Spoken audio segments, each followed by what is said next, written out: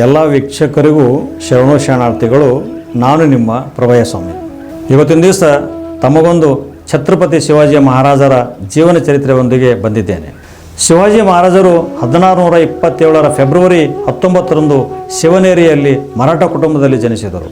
ಅವರು ಭಾರತದ ವೀರಪುತ್ರರಲ್ಲಿ ಒಬ್ಬರು. ಅನೇಕ ಜನರು ಅವರನ್ನು ಹಿಂದೂ ಹೃದಯ ಸಾಮ್ರಾಟ ಎಂದು ಕರೆಯುತ್ತಾರೆ. ಕೆಲವರು ಅವರನ್ನು ಮರಾಠದ ಸಿಂಹವೆಂದು ಕರೆಯುತ್ತಾರೆ. ಆದರೆ ಅವರು ಭಾರತದ ಗಣರಾಜ್ಯದ ಮಹಾನ್ ವೀರರಾಗಿದ್ದರು.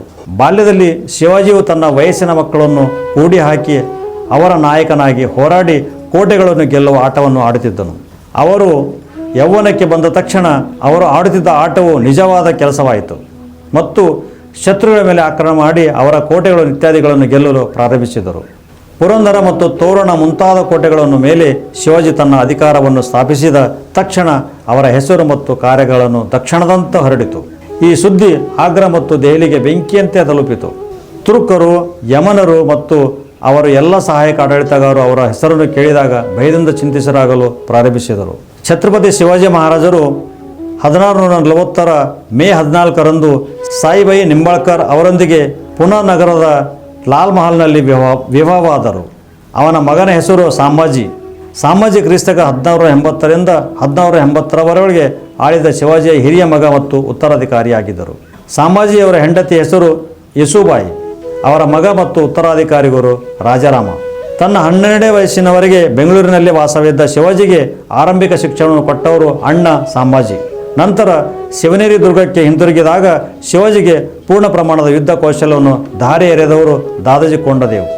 ಕತ್ತಿ ವರಸೆ, ಕುದುರೆ ಸವಾರಿ, ಯುದ್ಧ ಕಲೆಗಳನ್ನು ಕರಗತ ಮಾಡಿಕೊಂಡು ಶಿವಾಜಿ 17ನೇ ವಯಸ್ಸಿನಿಗೆ ತೋರಣ ದುರ್ಗ ವಶಪಡಿಸಿಕೊಂಡು ಮಹತ್ವಾಕಾಂಕ್ಷೆಗಳನ್ನು ಹೆಜ್ಜೆಗಳು ಹಾಕಲು ಇಡಲು ಪ್ರಾರಂಭಿಸಿದರು. ಎಳೆಯ ವಯಸ್ಸಿನಿಂದಲೇ ತಾಯಿ ಜಿಜಾಬಾಯಿಯಿಂದ ಜೀವನ ಮೌಲ್ಯಗಳನ್ನು ಶಿಕ್ಷಣ ಪಡೆದು ಶಿವಾಜಿ ಸಂತ ರಾಮದಾಸರ ಪರಮ ಭಕ್ತರಾಗಿದ್ದರು. ಶಹಾಜಿ ಜಾಗೀರ್ ನೋಡಿಕೊಳ್ಳುತ್ತಿದ್ದ ದಾದಾಜಿ ಕೊಂಡದೇವ್ ಅವರಿಂದ ಪರಿಪೂರ್ಣ ಸೈನಿಕ ಶಿಕ್ಷಣ ಪಡೆದಿದ್ದ ಶಿವಾಜಿ ಕಾಡು ಮೇಡುಗಳಲ್ಲಿ ಸುತ್ತಾಡಿ ಅನುಭವ ಪಡೆದು ಪಶ್ಚಿಮ ಘಟ್ಟಗಳಲ್ಲಿ ಮಾಳವರೆಂಬ ಗಿರಿಜರನ್ನು ಕಂಡ ಶಿವಾಜಿ ಅವರ ಧೈರ್ಯವನ್ನು ಸಾಹಸವನ್ನು ನೋಡಿ ಅವರನ್ನೆಲ್ಲ ಸೇರಿಸಿ ಬಲವಾದ ಪಡೆ ಕಟ್ಟಲು ಆರಂಭಿಸಿದರು. ಪ್ರಮುಖ ಮರಾಠ ನಾಯಕರು ಇವರೊಡನೆ ಕೈ ಜೋಡಿಸಿದರು. ತಂದೆ ಜೈಗೀರಾದ ಬೆಂಗಳೂರಿನಲ್ಲಿ ವಾಸುತ್ತಿದ್ದ ಸಂದರ್ಭದಲ್ಲಿ ಅದೇ ಪ್ರದೇಶಕ್ಕೆ ಸಿನಿಯವಿದ್ದ ಮರೆಯಲಾಗದ ಮಹಾ ಸಾಮ್ರಾಜ್ಯವಾದ ವಿಜಯನಗರವನ್ನು ಆ ವೇಳೆಗೆ ಪತನವಾಗಿತ್ತು. ಅದರ ಅವಶೇಷಗಳನ್ನು ಕಂಡು ಬಂದಿದ್ದರು ಯುವಕ ಶಿವಾಜಿ. ಛತ್ರಪತಿ ಶಿವಾಜಿ ಭಾರತದಲ್ಲಿ ಮೊದಲ ಬಾರಿಗೆ ಗೆರಿಲ್ಲಾ ಯುದ್ಧವನ್ನು ಪ್ರಾರಂಭಿಸಿದರು. ಅವರ ಯುದ್ಧ ನೀತಿಯಿಂದ ಪ್ರೇರಿತರಾದ ವಿಯೆಟ್ನಾಮೀಸ್ ಅಮೆರಿಕದೊಂದಿಗೆ ಯುದ್ಧವನ್ನು ಗೆದ್ದರು. ಆ ಕಾಲದಲ್ಲಿ ರಚಿತವಾದ ಶಿವಸೂತ್ರದಲ್ಲಿ ಈ ಯುದ್ಧದ ಉಲ್ಲೇಖ ಕಂಡುಬರುತ್ತದೆ. ಗೆರಿಲ್ಲಾ ಯುದ್ಧವು ಒಂದು ರೀತಿಯ ಯುದ್ಧವಾಗಿದೆ.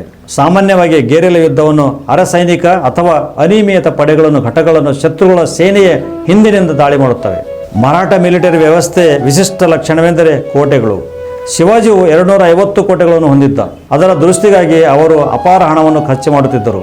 ಶಿವಾಜಿ ಅನೇಕ ಕೋಟೆಗಳನ್ನು ವಶಪಡಿಸಿಕೊಂಡರು. ಅವುಗಳಲ್ಲಿ ಒಂದು ಶಿವಹೊಡ ಕೋಟೆ. ಅವರು ತಾನಾಜಿಯನ್ನು ವಶಪಡಿಸಿಕೊಳ್ಳಲು ಕಳುಹಿಸಿದರು. ಈ ಕೋಟೆಯನ್ನು ವಶಪಡಿಸಿಕೊಳ್ಳುವಾಗ ತಾನಾಜಿ ಹುತಾತ್ಮರಾದರು. ರಾಯಗಢದಲ್ಲಿ 1646 ಚಕ್ಕನ್ ಸಿಂಹಗಡ ಮತ್ತು ಪುರಂದರ ಮುಂತಾದ ಕೋಟೆಗಳನ್ನು ಬಿಜಾಪುರ ಸುಲ್ತಾನರ ರಾಜ್ಯ ಭಿತ್ತಿಯಲ್ಲಿ ಅವನ ಅಧಿಕಾರಕ್ಕೆ ಬಂದವು. ಶಿವಾಜಿ ಪೂರ್ವದ ಗಡಿಯ ಉತ್ತರದಲ್ಲಿ ಬಾಗಲ್ಲಾವನ್ನು ಮುಟ್ಟಿತು ಮತ್ತು ನಂತರ ದಕ್ಷಿಣದ ಕಡೆಗೆ ನಾಸಿಕ್ ಮತ್ತು ಪೂನಾ ಜಿಲ್ಲೆಗಳ ನಡುವೆ ಅನಿರ್ದಿಷ್ಟ ಗಡಿರೇಖೆಯ ಉದ್ದಕ್ಕೂ ಇಡೀ ಸತಾರ ಮತ್ತು ಕೊಲ್ಲಾಪುರ ಜಿಲ್ಲೆಯ ಹೆಚ್ಚಿನ ಭಾಗವನ್ನು ಒಳಗೊಂಡಿದೆ. ಪಶ್ಚಿಮ ಕರ್ನಾಟಕದ ಪ್ರದೇಶಗಳ ನಂತರ ಸೇರಿಸಲಾಯಿತು. ತುಳಜಾಪುರ ಮಹಾರಾಷ್ಟ್ರದ ಉಸ್ಮಾನಾಬಾದ್ ಜಿಲ್ಲೆಯಲ್ಲಿ ಛತ್ರಪತಿ ಶಿವಾಜಿಯ ಕುಲದೇವಿಯ ತಾಯಿ. ತುಳಜಾಭವಾನಿ ಸ್ಥಾಪಿಸಿದ ಸ್ಥಳ ಇದು. ಮಹಾರಾಷ್ಟ್ರದ ಮತ್ತು ಇತರ ರಾಜ್ಯಗಳ ಅನೇಕ ನಿವಾಸಿಗಳನ್ನು ಕುಲದೇವಿಯಾಗಿ ಇಂದಿಗೂ ಜನಪ್ರಿಯವಾಗಿದೆ. ವೀರ ಛತ್ರಪತಿ ಶಿವಾಜಿ ಮಹಾರಾಜರು ಕುಲದೇವತೆ ತಾಯಿ ತುಳಜಾಭವಾನಿ. ಶಿವಾಜಿ ಮಹಾರಾಜರು ಈ ದೇವಿಯನ್ನು ಪೂಜಿಸುತ್ತಿದ್ದರು. ಶಿವಾಜಿಗೆ ಮಾತೃದೇವತೆಯ ಖಡ್ಗವನ್ನು ನೀಡಿದ್ದಾಳೆಂದು ನಂಬಲಾಗಿದೆ. ಈಗ ಈ ಖಡ್ಗವನ್ನು ಲಂಡನ್ ಮ್ಯೂಸಿಯಂನಲ್ಲಿ ಇರಿಸಲಾಗಿದೆ. ಏಪ್ರಿಲ್ 14ರಂದು ವೀರಮರಣ ಹೊಂದಿದರು. ಧನ್ಯವಾದಗಳು.